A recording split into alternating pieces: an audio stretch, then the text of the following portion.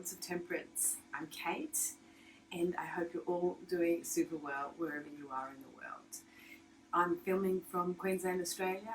It's my first day off, so technically my weekend, even if it's Tuesday. I've got my trusty little cup of coffee. It's the morning, and I thought that today I'd share with you what's on my shelf. What does that mean? That means that I want to go through my collection of tarot decks and oracle decks, but I'll be doing it in two parts, I think, because, I don't want to make it too lengthy and too boring. So grab your cup of coffee, cup of tea, or whatever you're drinking, and let's get started. I'm going to start with my Toth decks that I have.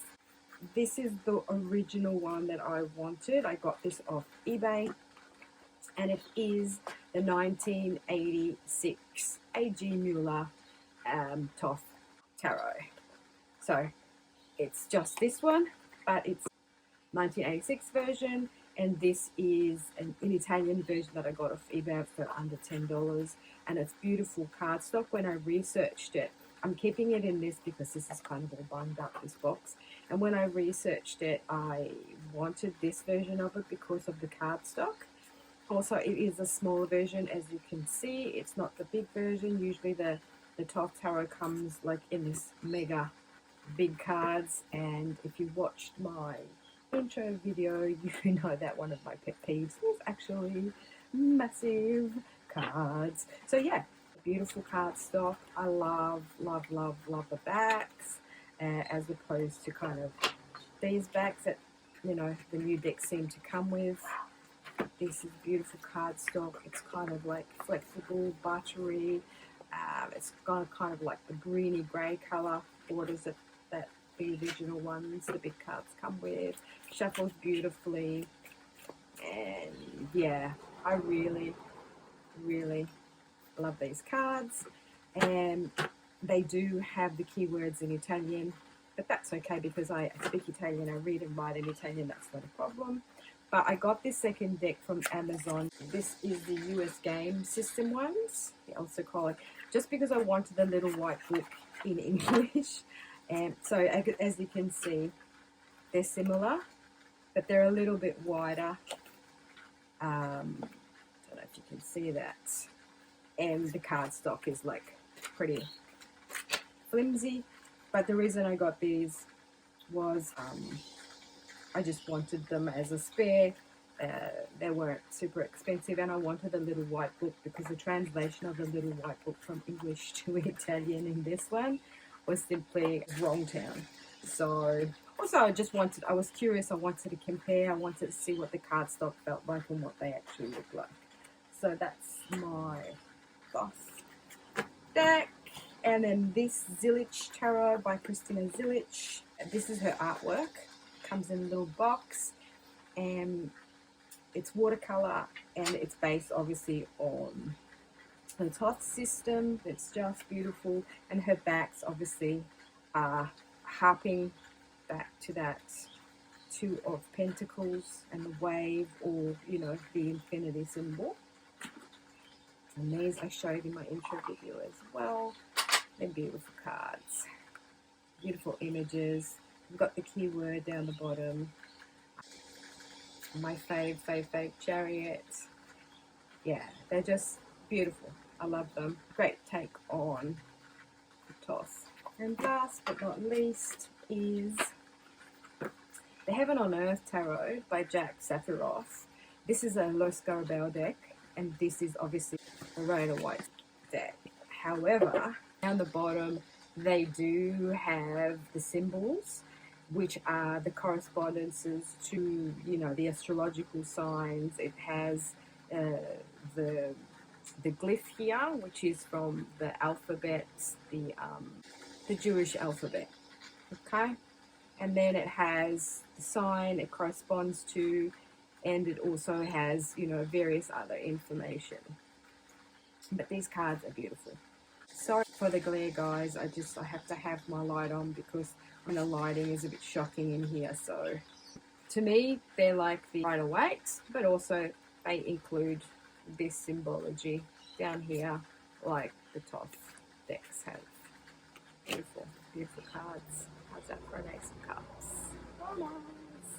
Those are my Toth and Toth inspired decks. I also have the Aleister Crowley, the Book of Toth, and just to do a study of it, and I got my little study book here with an in-depth kind of look at the various information, correspondences, universal laws, tree of life, you know, and also information and symbology from Egypt, which all kind of goes into the Toth Tarot. All right, so next we shall have a look at my Rider-Waite decks. So this is my collection of Rider-Waite Smith decks. Most of them are Los Scarabeo. This one here is the Golden Art Nouveau Tarot. I bought this off eBay, and unfortunately it's a copy.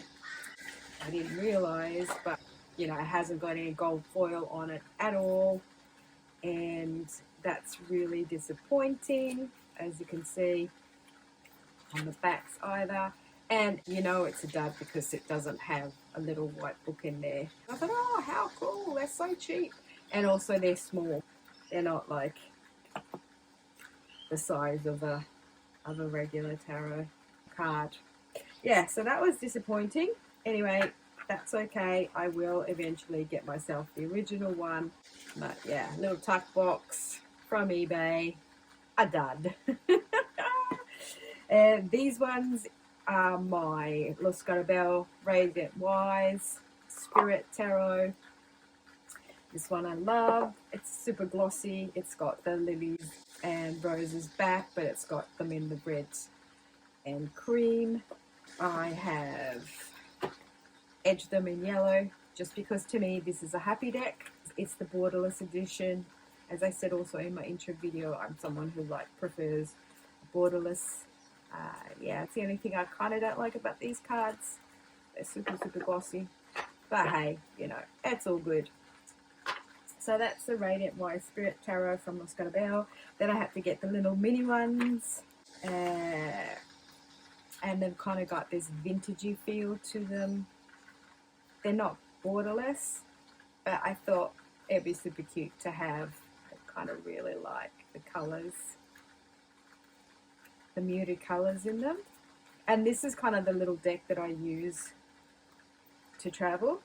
You know, like I just put it in my bag and take it to work, take it around, and I read with that. Next one is, oh well, this is my original one. This is the US game ones that I bought in the first ever tarot with these backs, the tartan, with these like real bright colours. And this kind of is in this little pouch over here because I don't know where I put the actual tuck box for this one. These, the Heaven and Earth Tarot I've showed you. This is from Jack Sephiroth and Los Scarabeo, and it's based on, you know, the Rider-Waite Smith, but also a bit of Thoth in there as well. Tarot Vintage, again, it's a Los Scarabeo deck. Edward Waite and Pamela Coleman Smith. This is an age deck. They've kind of like vintaged it.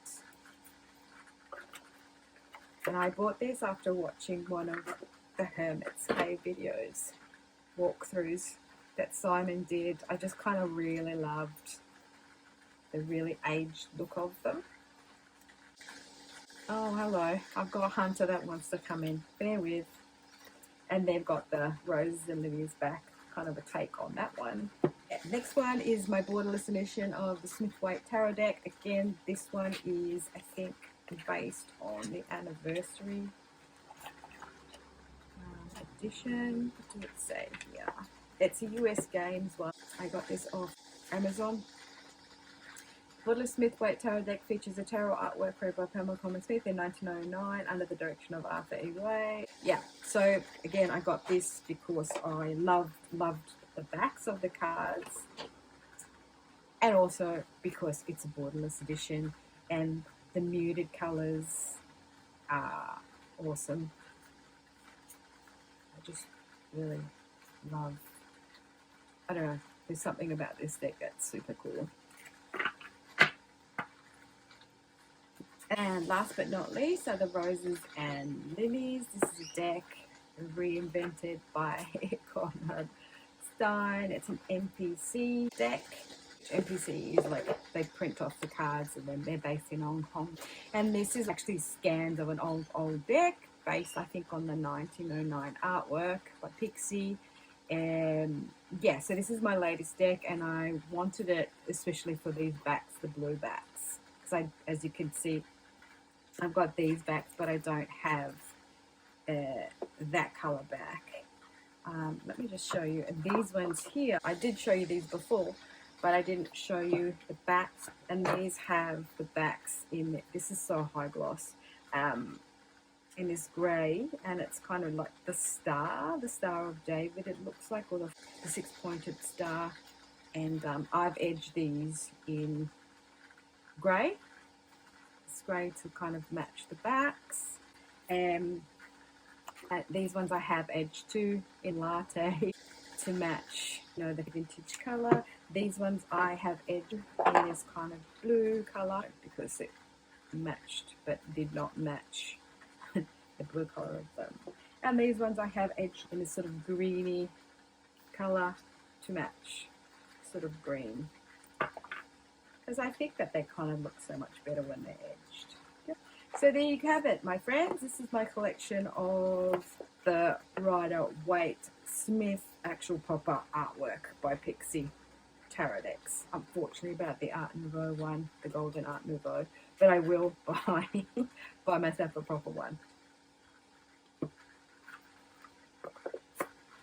So next we have my animal inspired decks, or decks that have animals in them, I should say.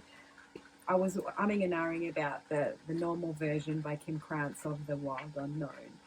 But when I was looking on Amazon, the only ones I had were the huge boxes, and I didn't want the huge box. I just wanted the little edition, and then I thought they were super expensive. So I just got myself the pocket edition. And these are the backs. They're super small. I've edged them in grey, but I've not done all of them because I just like to leave the white and the grey kind of match the white, grey, black backs.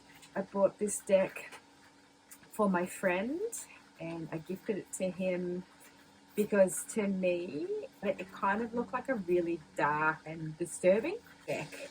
For some reason, that was at the start of my journey, and now I actually really like it. I use this deck mainly to get in touch with my animal spirit guides. Oh, I mean, look at that for a hermit. Wow, I love that. Isn't that gorgeous? Yeah, so this deck here was at the beginning of my tarot journey. It wasn't for me, and then it was kind of like a recent acquisition. I think I bought this kind of end of 2021, and I really enjoy that. So I know my animal spirit deck. Another deck that I really fell in love with the artwork because I was on Instagram and Facebook, and the pictures of it were absolutely phenomenal. The Anima Mundi tarot deck. This deck is gorgeous, but for some reason I can't read with it. Just love it. There's the gilding, the gold gilding on the edges, but yeah, see how frayed it's become. And the cardstock, even if it's linen stock, it's quite thin cardstock. Now, even though I love the images, beautiful images, for some reason I just can't read with them. I mean, I quite like the pips. The pips are really cool. But yeah, there's something about I just can't connect for some reason, which is a shame. I really love the World card. I think that's beautiful. But when I look at that World card, like, I don't get the meaning of the World card or the universe, you know, like I get a forest of beautiful trees. Yeah, I don't know. That's pretty dramatic, 4 swords. I really love this. The 4 cups. Little hermit crab. That's cute. High priestess, the owl. Yeah, I don't know. It's a beautiful, beautiful deck. I love the artwork, but I can't connect with it in the way that I need to connect with it to be able to read from it. That's unfortunate. I don't want to part with it though, because I love what Anima Mundi represents, and I love the artwork, and it's beautiful. And this is by Megan. Ooh, I'm going to butcher her surname. Ryraden. And it was quite an expensive deck. I had to get this from, I think, Singapore. There's like a shop there that sells, you know, indie decks. That was kind of less expensive. I could get it from, and getting it from over from Europe or the US. So that's my Anima Mundi. Then my Crow Tarot. I absolutely love the Crow Tarot. The crow, for me, is one of my main spirit guides.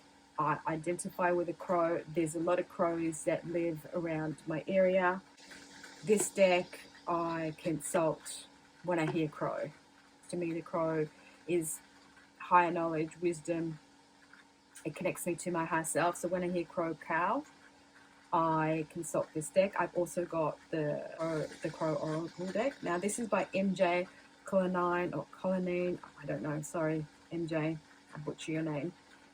And this, the mass production deck that I bought off Amazon, the Crow Oracle and the Grimalkin Tarot I bought from her website as indie productions.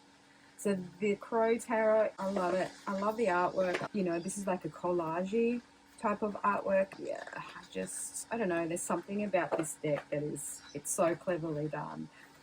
It just resonates with me, you know. Love this deck. I love the style of it. I love the look of it. I love the reads that I get with it. They're very powerful.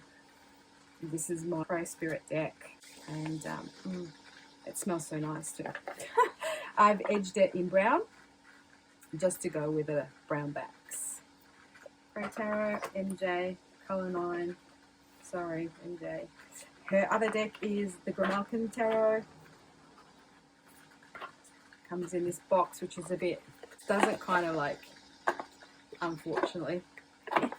And then it comes with a massive guidebook.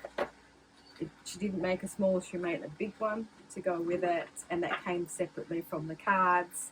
And then I got these wet. Oh my god, I spilled all this water over them, so they're a little bit arched, but I did save them. I did use a blow dryer to dry them, and I love these cards. These are kind of like a bit flimsy too. Cardstock on them is a bit flimsy, but I can deal with it because I'm a cat person. Another my animal guides is cats, and all big felines in particular. I love this deck. The Star, look at that. Very cute. And I believe she based her artwork of these cats on cats that she knew, or cats that she's had in her life, or friends' cats. So all the artwork of these cats actually represents real cats. Look at that for a high priestess. So lovely. Yeah, so that's the Grimalkin Tarot, which I really, really love. I get really good readings from there. And then, because I thought it was super cute, it's the White Sage Tarot. This is by Teresa Hutch, and I think it's so cute. And it's a good traveller. Like I can get really good reads from these. It's kind of like a pip style deck. And yeah, I really love the artwork. See, for instance, with this artwork, I connect more than the Anima Mundi for some reason. I don't know why, but I get really good. Look at that for a honey man. I don't know, I can connect with this. I can get good reads, good clear clarity out of it. The High Priestess. Look at that, the Fool. How cute's the Fool? Hierophant. The Hermit. Of course, it has to be the Sloth, doesn't it? So those are my animal inspired decks. There is one that I really love, which is one that I've seen on the Hermit's Cave. One of the walkthroughs. I think it's I just blank, but anyway, I'll put it here below, the name of it. It's something oak, something in oak one. My last batch is these miscellaneous ones. So obviously they are mostly based on the Rider-Waite system, and they are their own kind of take on that. These three, oh my goodness me, I got like shafted again. So these two were gifted to me from my cousin, the Osho Zen Tarot and the Field Tarot by Hannah Elizabeth Fafana. And these, unfortunately, are copies. They're not original. She got them off eBay. They don't have booklets in them. And then I got the Ferret Pinter Tarot myself. I thought, again, that was with the Art Nouveau, the Golden Art Nouveau. I bought them both off eBay. I thought, oh yeah, that's pretty cheap. I'll go that. And nah, they're duds. I mean, duds. I mean, they do have the artwork and everything, but they just don't have any information. They don't have a little white book. They are very flimsy, you know, cardstock.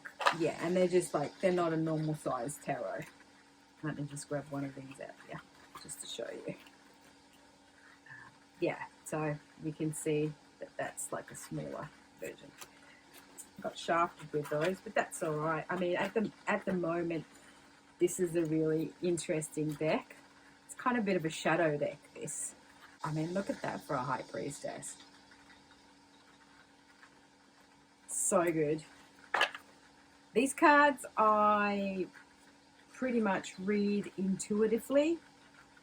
I find that the court cards are harder, but I know that Ferret Pinter, his artwork was actually dedicated to the majors. It's his minors that they just use different artwork. So, you know, like the Magician, you can see the correspondence with the Magician. And the Empress, that's pretty cool. That's the 10 of Coins, 2 of Coins, that's the 3 of Swords. It's pretty scary. Death, look at that. How's that for a death card? The Lovers. I wanted to show you. Yeah, I mean, look at that. That's the King of Wands. I mean, all I can see is Andy Warhol there. Do you know what I mean? Pop art. The Moon. That's a bit cheeky. Oh, where is it? Hermit in his Hermit's Cave. Oh my gosh, where is it? And of course I can't find it. Of course I can't. Of course I can't. Ah, here it is. Look at the Hangman. How cool is that? With a booger hanging down out of his nose. Yeah, so it was a bit of tongue-in-cheek. He was commissioned to do the majors. And so you can, in the majors, you can kind of relate to them. But it's mine is a little bit too high. But I thought this deck was super fun. It's a bit dark. It's a bit cheeky. It's a bit, you know, tongue-in-cheek. And I love his artwork. Very, very interesting artwork. So that's my Ferret Pinter Tarot. The dodgy one. Osho Zen Tarot, you probably most of you know what that looks like. And these are the images. Is that with these, without having the little book in there, it's really hard to know the interpretation of them. So I had to go online and find them online. I use this deck like for inspiration, like for actual Zen. So it says Zen, I go, okay, give me a Zen quote, and I go and look at that and whatever the word is.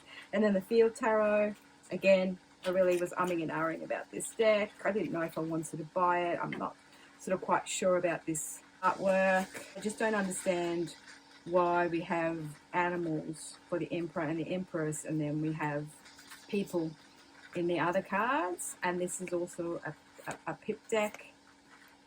Well, see the Empress and the Emperor, like that's the cat and that's the wolf, and then everything else in here is human. So I don't get that. It gives me a feminine energy. This was a present from my cousin. She got it for me, and I kind of use it for the keyword. Like I ask, okay, what's my word of the day? Or give me a word, give me something to go on. So, yeah, that's how I kind of use this deck. And these are the backs, beautiful backs. Now again, this was kind of a deck that I was looking at online and I really, really liked it. The Good Tarot. I call it Aaron Reed. You know, it's kind of big cards, hard to handle, like a big thick deck, which I've edged in yellow with the back to go with the backs. I mean, it's whimsical. I like it, but like this Ten of Fire, it distracts me, that person there. I don't kind of like, no, the King of Fire again, you know, like I look at him and think, oh, okay, so who's this dude? He looks like such and such. And then I go off on a tangent and all I can see is such and such. And then here I look, oh, look at Beyonce, you know what I mean? Like, it's distracting. Like, for instance, that I can deal with because she's got a mask on and it's like the classic strength image. For instance, look at this guy. The King of Earth, you know who that reminds me of? The dwarf from The Lord of Rings. Gimli. Doesn't that look like Gimli? So there you go. Then every time I see this card, it's Gimli. But I like the pips.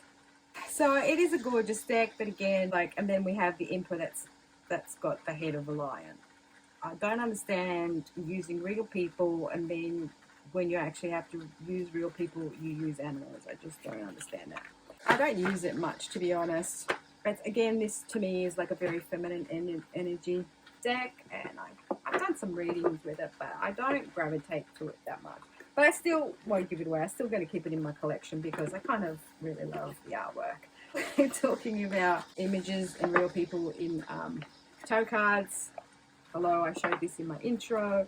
This is the Syrian Starseed Tarot by Patricia Corey and Elisa Bartha. They've used Michael Bolton. There you go. All I can see in here is Michael Bolton, right? It's unfortunate. You know, then again, you get the Strength card, which is quite beautiful. And then you see her, Princess Leia. See? Yeah. Anyway, I really like the mages in here. Again, big cards, hard to handle. So this doesn't get used at all. So I might actually maybe gift that. Now this one here, the Shadowscapes Tarot by Stephanie Puy-Monlaw, it was a gift to me from a dear friend of mine. This is really not my aesthetic at all, right? And I'm thinking, oh my goodness me, you know, and this was really at the beginning of my tarot journey. But the cardstock, oh my God, this cardstock is like, even if it's thin, it just feels so good when you shuffle it. It's kind of like heavy, but lightweight, and it shuffles like a dream. It's buttery, it feels great in the hand, it's really well balanced. Yeah, I had to delve into this. It wasn't, at the beginning of my tarot journey, it wasn't quite something that I could connect to. But now I connect to this. This is my Lemuria and my Atlantis deck. So when I want to tap into that kind of energy, I go to this deck. And the artwork is so intricate, so beautiful. It's really kind of whimsical, but intense at the same time. There's so much detail going on in these cards. Beautiful. The Shadowscape Tarot was one of those are the backs, was one of those decks that I couldn't initially read with and initially didn't even delve into, and then once I delved into it, I couldn't really put it down. Another one that is like one of the first decks that I ever bought was the Fountain Tarot. Again, the Fountain Tarot was one of those ones that I saw on Instagram and photographed really super well. And I absolutely love this deck. I get such good reads from this deck. I connect with this deck so much. Oh, I love it. Like, you are the voice and the breath of universes. Oh, it's It's created by Jonathan Sates, written by Jason Gould, designed by Andy Todaro. So it's a collaboration between these three people. Unfortunately, the cardstock is a bit flimsy, and it is quite sort of this silver. See, it's just worn away, and also the cards, look at that, quite ruined. Yeah, these cards, Three of Swords, oh my gosh. The Hierophant, Pandora's Box, look, Ten of Wands, oh. Nine of Coins, cards that I kind of really identify with. The Moon. Now this is by far my most favourite moon card ever. I love this moon card. Oh my god. Death card. The Ace of Coins. This has an extra card, the Fountain card. Where is my other, like, I just can't deal with this card.